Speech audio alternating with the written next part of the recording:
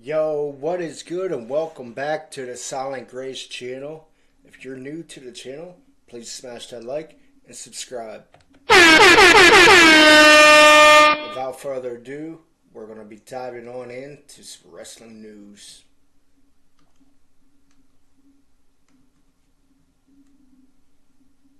Our first story looks at a WWE legend returns at Halloween Havoc. Now it's time for a quick look at last night's NXT Halloween Havoc. The PLE featured plenty of memorable moments, including the dream team of Julia and Stephanie Baker defeating Roxanne Perez and Cora Jade, and Fallon Henry defeating Kalani Jordan to win the NXT North American Women's Championship. Ridge Holland attacked NXT champion Trick Williams after Williams defeated Ethan Page, with the returning Bully Ray aka Bubba Ray Dudley running in for the save. Holland and Bully Ray had a tense verbal showdown earlier in the show, and it appears that Bully Ray could be involved at NXT's upcoming show at the ECW arena. Next up, an ECW legend returns to WWE.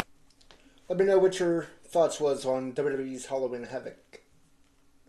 Now NXT's 6th November show from the original ECW arena will feature at least one ECW legend. During Halloween Havoc, NXT General Manager Ava announced that former ECW manager and color commentator Dawn Marie will guest referee the hardcore match between Lola Vice and Jada Parker. Dawn Marie also competed in the WWE, where she feuded with Tori Wilson and had a storyline romance and marriage to Tori's real-life father, Al Wilson. Fans tuning into this week's NXT may also discover whether Bully Ray will appear at the 6th November show. Judging from his appearance at Halloween Havoc, it wouldn't shock us to see one half of the Dudley Boys show up. Next up, did AJ Styles...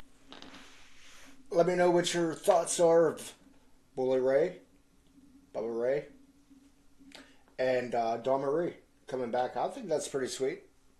Turned down a Hall It of would definitely help NXT out as well.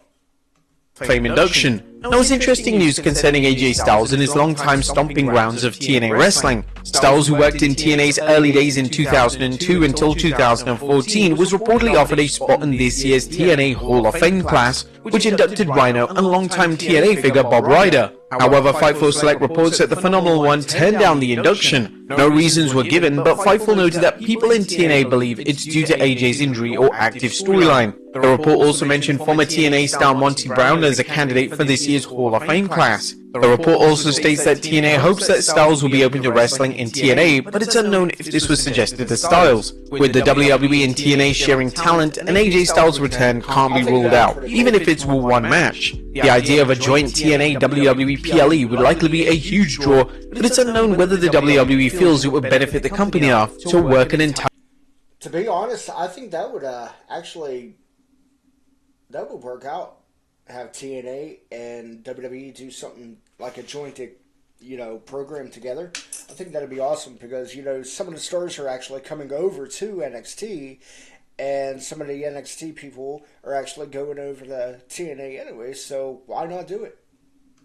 PLE with a promotion. What do you guys think? Should the WWE do a TNA PLE collaboration? Let us know in the comments down below. Next up, who was responsible for the WWE TNA collaboration? A TNA and the WWE's talent exchange is a success for both companies, but who was responsible for setting things up? During an interview with Fightful, Sean Ross Sapp, a former TNA wrestling president, Scott D'Amore, acknowledged that it was his efforts that led to the two companies sharing talent. The current TNA relationship with WWE is a great one and mutually beneficial. It's one of the reasons I reached out about initiating that relationship. What they've built since I've left has shown to have benefits for both sides. The former wrestler and manager for Team Canada discussed TNA's previous working relationship with All Elite Wrestling. You look at that partnership. At the time, Impact was really struggling to gain traction. We were doing our damnedest and putting out everything we could, but really struggling to find ourselves. Getting Kenny Omega as Impact World Champion and getting the Good Brothers featured on their show, from a business point of view, the two Kenny pay-per-views were two of the three highest pay-per-views the company had had at that point. Even the one with Christian when he came in was pretty high when it came to buys. History has shown that it's tricky when wrestling promotions work together due to potential disagreements over finishes and concerns that one promotion's stars will dominate the other stars. AEW and TNA managed to avoid this for the most part, and Scott D'Amore noted that TNA benefited from its partnership with AEW.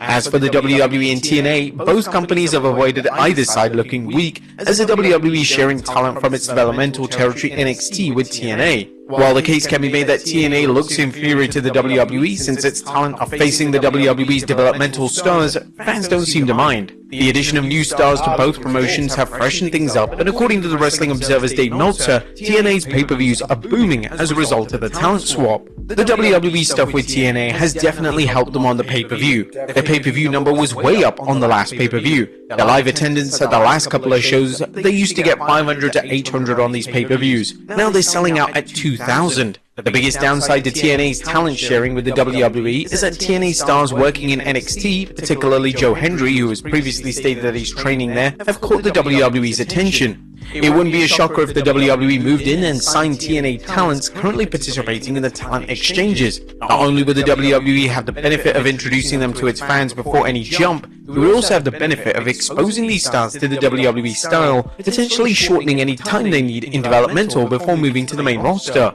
Hopefully TNA management understands this hugely potential risk. But you guys see any downside to the WWE TNA talent exchange? Let us know in the comments down below. Next up, El Hijo del Vikingo injured again. That's bad news for the luchador as the talented wrestler returned to injury, but a recent report suggests he's now hurt again. A fan tweeted a video of the spot where Del Vikingo was apparently injured, and PW Insider is reporting that the wrestler sustained a leg injury during a match at the TNA taping against Trent Seven. Inside the Ropes added that the match was stopped immediately as a referee threw up the X sign, signaling the seriousness of the situation. Soon after, medical staff checked on the star and stretched him out of the ring. No word on the extent of the injury, but we're sending our best to El Hijo del Vikingo for a fast and full recovery. But not only that, Chris Bay also sustained a serious neck injury during the ending moments of the tag team match. According to Fightful Select, Bay was taken to a local Detroit hospital where he actually underwent surgery for his neck injury. Specific details haven't been disclosed, but it has been reported that Bay is recovering, and of course any updates on his condition have been kept private. We're also wishing Chris Bay a full and fast recovery. Next up, prayers to Ric Flair and family after tragic news. Now, sad news in the wrestling world as Wendy Barlow's son, Sebastian Kidder, who was also Ric Flair's stepson, took his life at the age of 24.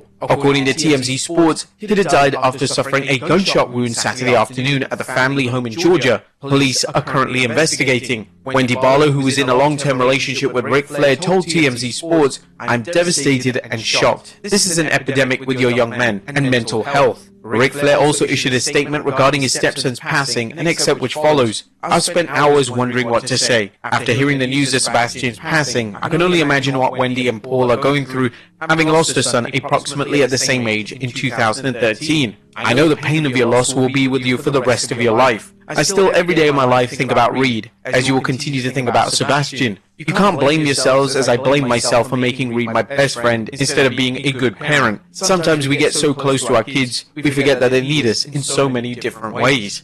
We send our heartfelt condolences to the Barlow family and Ric Flair during this incredibly hard time. And finally, Steve. Look, that's the thing. Man, that's horrible. You know, the thing is, if you're dealing with stuff like that, you know, please reach out to somebody. You know, don't bottle that up in. Just reach out to somebody. Talk to somebody.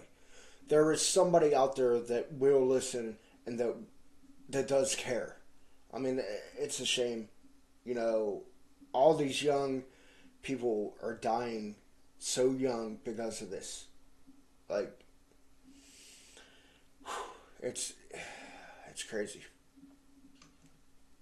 Austin needs surgery. And will Stone Cold Steve Austin be able to work at WrestleMania 41? Austin, who has discussed how he might show up at WrestleMania 41 since it's in his home state of Nevada, may have a roadblock to working the show. The Texas Rattlesnake recently spoke with Bobby Cass podcast, revealing an injury he needs to get fixed. Austin opened about how he tore his knee during his time playing football at North Texas State University. Running down on a kickoff coverage and I hit my guy, was supposed to block, and man, I went down. I never felt anything like what I felt in my left knee, and I tore my ACL, but it was a mop end tear, where you tear it in the middle and the edges are kind of frayed. That's why they call it a mop, but they can either repair it or not repair it. Based on the strength of my quads and my hamstrings, they didn't repair that knee. Stone Cold then explained how the nagging injury impacted his wrestling career. So anyway, subsequently, that's what led to all my knee issues down the road. And I've had an ACL, PCL put in there from cadaver ligaments several years ago, and you know, if I'm telling you like it is, and I will, I need a new left knee here pretty quick. The timetable for recovery from a knee replacement surgery is 6 to 12 months, with age and health factoring in. If Austin gets a knee replacement soon, it seems unlikely he'd be able to work a match without putting his recovery at risk. However, that still wouldn't rule out some type of appearance at the show.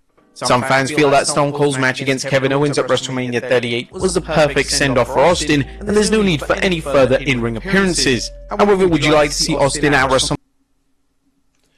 I wouldn't mind seeing him at WrestleMania. I wouldn't mind seeing it. But, yeah, well, thanks for tuning in.